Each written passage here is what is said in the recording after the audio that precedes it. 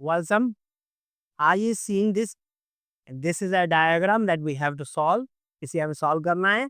ये हमारे syntax book board के एक एग्जांपल में है। इसको हम सॉल्व करेंगे by using Kirchhoff's voltage law. हम ओम्स लॉ भी यूज कर सकते हैं, लेकिन जो बेस्ट मेथड होगा यहाँ पे, क्योंकि यहाँ पे दो सोर्सेज गिवन है, एक 4 वोल्ट का और एक 6 वोल्ट का। So the best strategy would be to use Kirchhoff's voltage law. ठीक है। अब जब हम इसको शुरू करेंगे, उससे पहले आपको क्या पता होना चाहिए? हमें ओम लॉ को पता है कि ओम्स लॉ क्या होता है? V is equal to I R होता है। हम किसी भी एलिमेंट के अक्रॉस वोल्टेज फाइंड कर सकते हैं। कैसे? करंट को रेजिस्टेंस से मल्टीप्लाई करेंगे, हमें वोल्टेज मिल जाएगा। और this we have to know about KVL. KVL says can any loop, किसी भी क्लोज लूप में the summation of voltage across each element is always equal to zero. अब आप कोई भी क्लोज लूप लें, क्लोज पाथ लें, उनमें जो भी वोल्टेज, जो भी एलिमेंट्स होंगी, उनके सारे वोल्टेज को अगर आप सम करेंगे तो आपको क्या आंसर मिलेगा? जीरो आंसर मिलेगा। That is KVL. और साइंस के बारे में हमें पता है, अगर हम सोर्स की बात करें, बैटरी की बात करें, if we are going from negative to positive terminal, so यहाँ पे हम प्लस वी रखेंगे। और अगर अगर हम प्लस टर्मिनल से नेगेटिव जा रहे हैं, तो यहाँ पे माइनस भी रखेंगे। और रेजिस्टर के अक्रॉस साइंस क्या होती है? वी नो कि अगर हम सेम डायरेक्शन में जाएंगे तो वहां पे प्लस आएगा, अगर अपोजिट डायरेक्शन में जाएंगे तो वहां पे माइनस आएगा। सो ये आप पढ़ चुके हैं, इनको रिवाइज कर लीजिए ताकि यहाँ पे हमें यूज कर सकते हैं इसको। ठीक है, आगे बढ़े।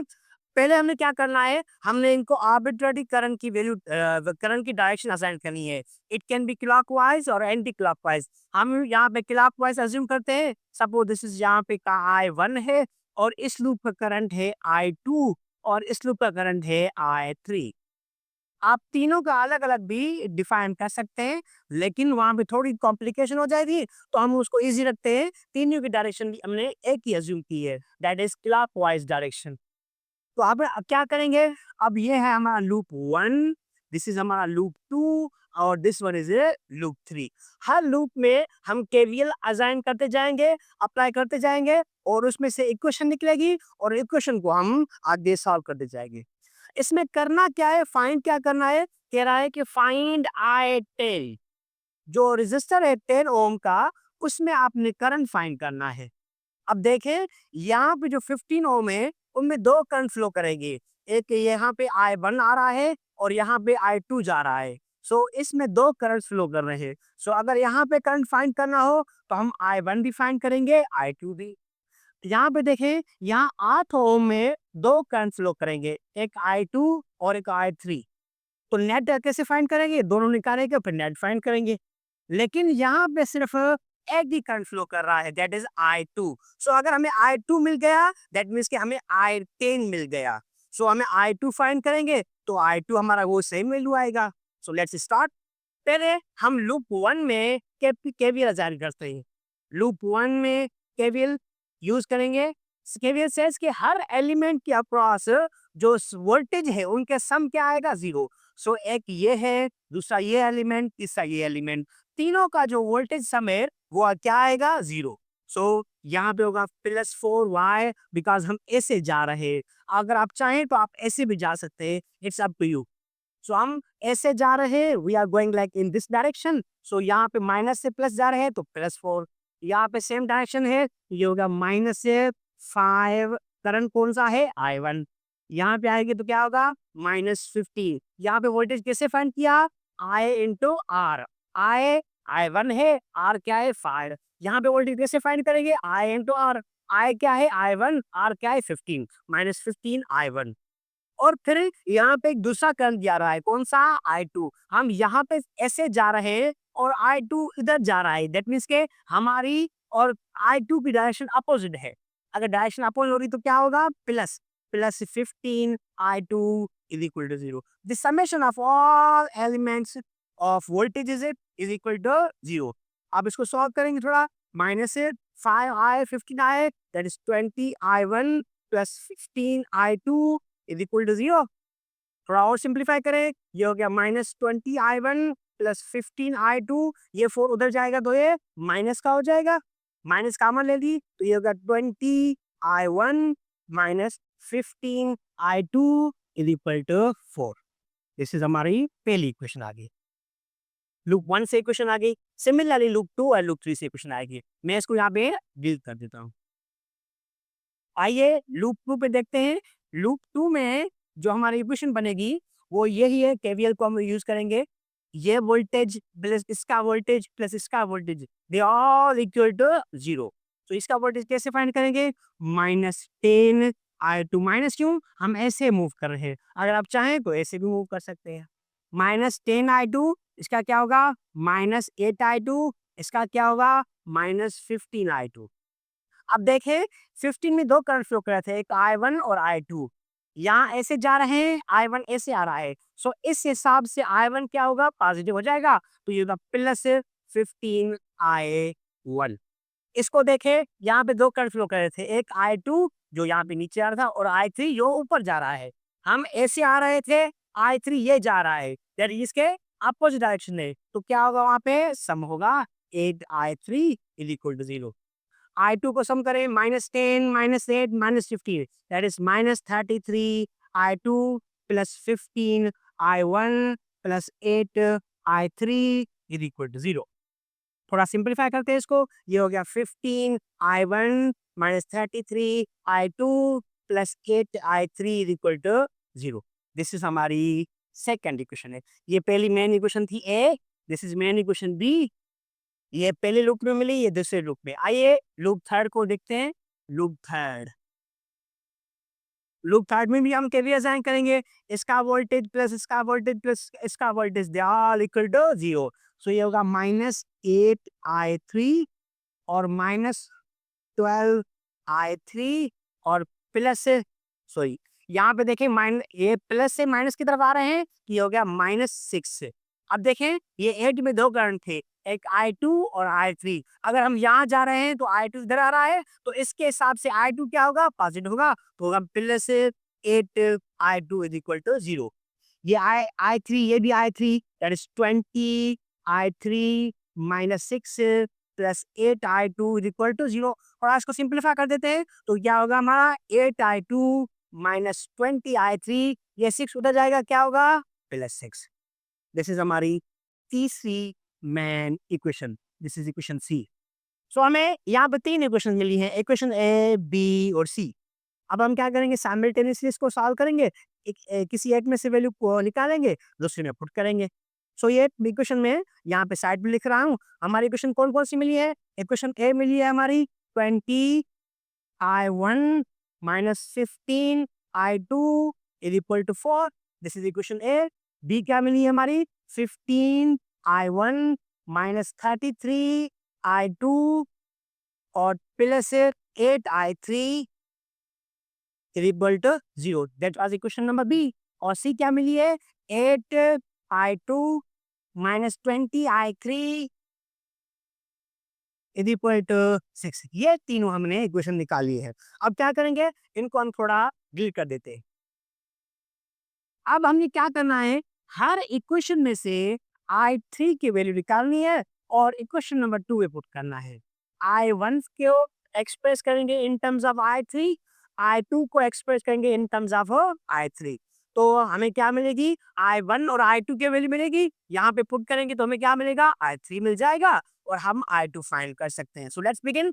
अब देखें, इसको देखें, ये हमारी है 8i2 minus 20i3 is equal to 6। ठीक है, अगर हम यहाँ पे ये इसको उधर ले जाएंगे तो क्या होगा? ये हो गया 8i2 is equal to 6 plus 20i3 और ये 8 यहाँ पे जाएगा तो डिवाइड करेगा, I2 is equal to 6 plus 20i3 divided by 8। Two इसको उससे कॉमन निकालिया, यहाँ पे 2 कॉमन निकलेगा तो क्या होगा? 3 प्लस 10i3 डिवाइडेड बाय 4। अगर आप चाहें तो कॉमन नहीं निकालें, आपकी मर्जी है, लेकिन ये थोड़ा सिंप्लीफाई हो जाएगा। ठीक है, ये I2 तो हो गया इन टर्म्स ऑफ I3। अब हमने क्या करना है? I वैल्यू की भी इन टर्म्स ऑफ I3 निकालनी है। कैसे निकालेंगे? हमारे पास ये दो इक्वेशंस है, एक ये और दूसरी ये। इक्वेशन 1 है 20i1, इसको मल्टीप्लाई करेंगे हम 8 से, तो क्या मिलेगा हमारा?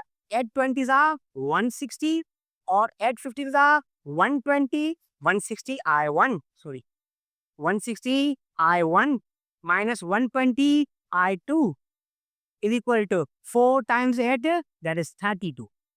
और इक्वेशन थर्ड को भी, सी को भी हमने अब इसको मल्टीप्लाई करके 15 से 15 times 8, that is 120 I2, 120 I2, 15 times 20, that is 300 I3 और इज इक्वल टू 6 है, 6 टाइम 15 90.